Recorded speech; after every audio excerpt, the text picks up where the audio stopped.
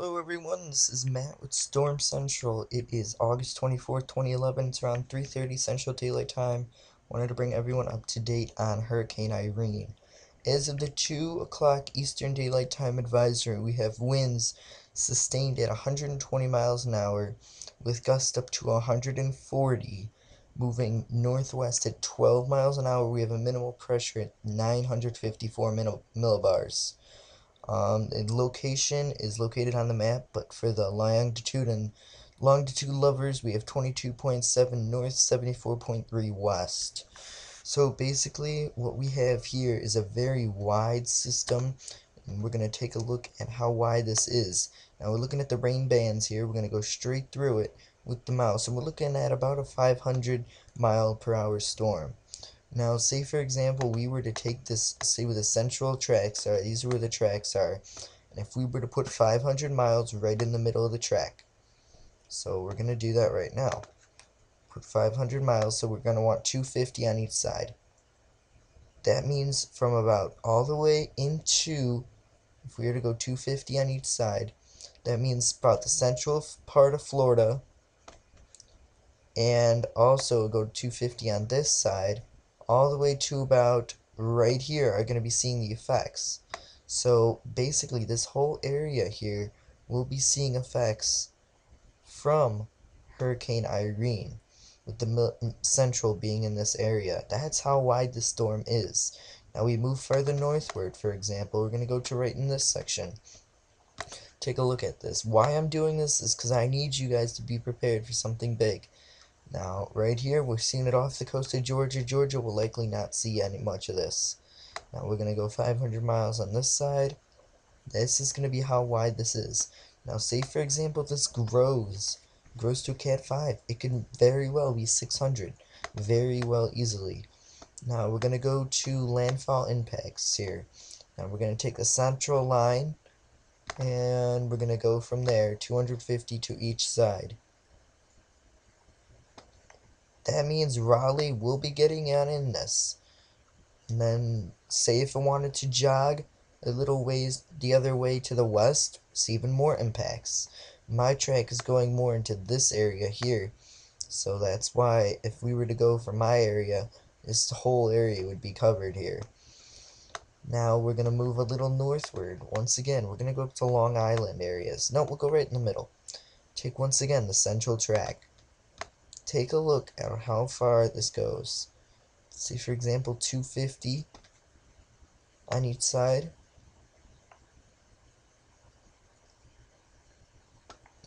That is how wide. Washington DC, Maryland, all these areas, even if this thing want to jog a little more this way, that means all these areas could be included in this. This is a serious situation possibly impending.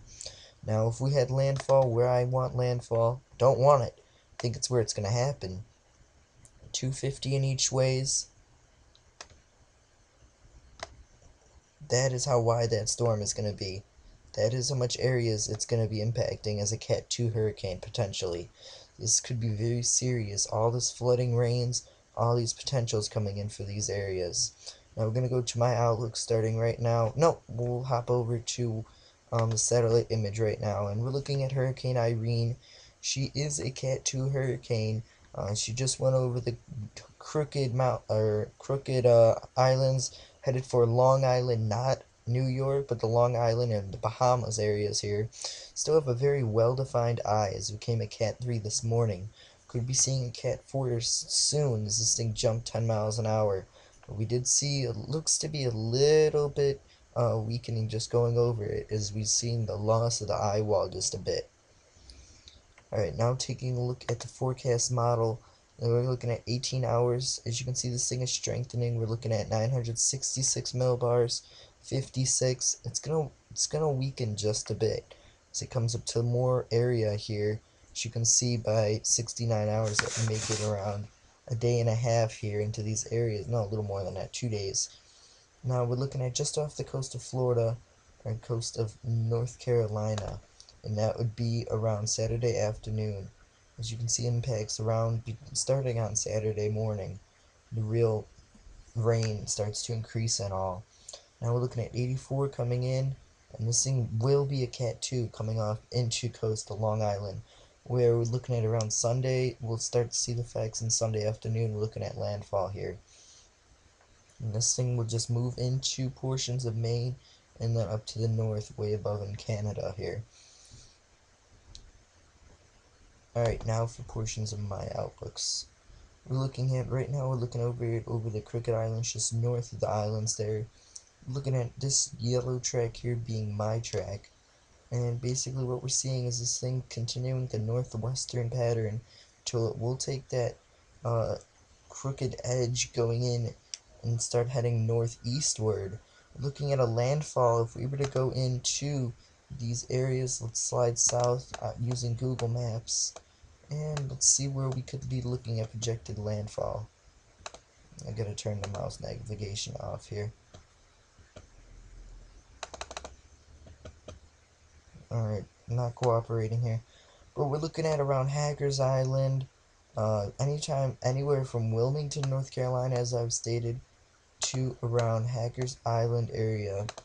And then we're looking at from Roanoke Island, Greensville, Jacksonville, all will be seeing effects from this. That is what we're looking at currently right now. Back to the outlooks, pictures there. And basically we're taking it over there. We're looking at it coming out, likely be down to a Cat 2 after it makes landfall. We'll go over the intensity in a minute. This will likely stay Cat 2 over water until going into portions of Long Island area, New York. Some have brought them into New York City models. Anywhere this is going to be a very big hurricane, something that the Northeast has never seen. So this could become major, as we can see some major impacts from this. Once it hits portions of Long Island, northeastern, upper northeast, it will go into portions of Maine and dump heavy rain as a tropical storm. Coming into the hurricane threat levels now, we are looking at the threats being likely for all these areas here. Check and see where your family or friends live, or you live, and see if you're in these threats. We're looking at anywhere Rhode Island, Delaware, portions of North Carolina. I did not bring this farther south. I should have actually. But we're looking at all these areas being in the likely threat here. High threat in black, red in medium threat, and low threat. That's likely just for rain in all these areas. This is based off the storm surge, wave height, beach erosion, tropical winds, rainfall, power outages, and potential damage from this. Alright, now we're looking at the rainfall. I've done this model multiple times here. We're looking at easily 15 inches. Maine, Vermont, New Hampshire, Massachusetts, New York areas, Long Island, all these areas in this dark shaded area shown 15 inches. 10 inches plus for this rain strip going on here. We have 5 inches plus for this. Oh, that should be extended a little farther. Excuse me for this one. And 2 inches for this yellow banding area. Basically, we're going to see a very strong hurricane coming in with these areas. We could see hurricane, as we get up this going, we could see hurricane storm winds on the area, in this area. It's not going to be that full-fledged. Say if we got a track coming in like that, we're going to see hurricane winds pretty wide out. Tropical storm winds pretty wide out too, as we're going to see this could be major for all these areas. As we go on to the next one, we're looking at the hurricane intensity here. This is what we're talking. We're looking at landfall in South Carolina around Cat 3 status. You guys need to be prepared down there now.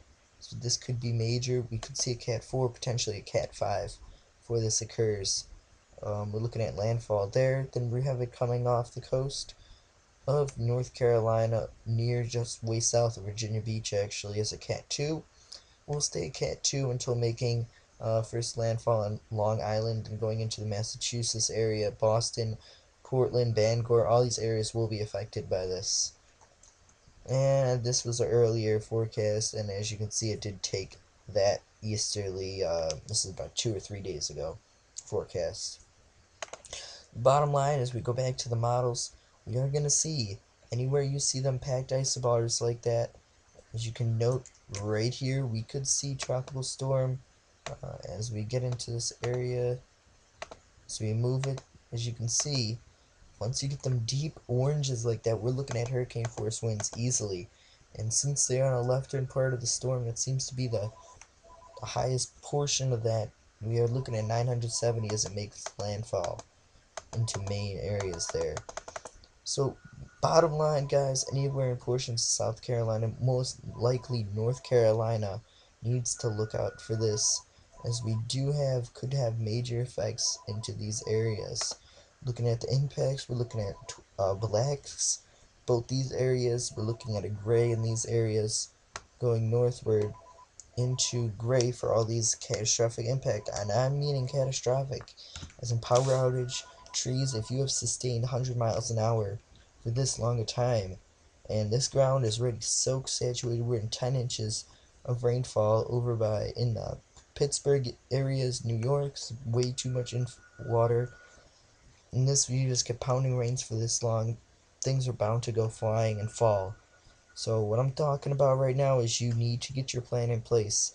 If you're living on this central mid-Atlantic states here, any of these areas under the watch, we'll zoom in just to make sure any of these areas here need to keep a close outlook on this storm. You need to have your gear prepared right now in case you need to evacuate on any of these islands. North Carolina islands has already been evacuated, as they only have 50 cars could be available on the boat to get them to the North Carolina regions. So you need to take this seriously, everyone. This is no joke. Bahamas are about to get killed with this, as it could make landfall as a Cat 4, or skirt the coast actually as a Cat 4. So get your plan in place, everyone. Have more updates, including a writing update. Once I get done with this, I will continue my writing updates, and we will get on with that.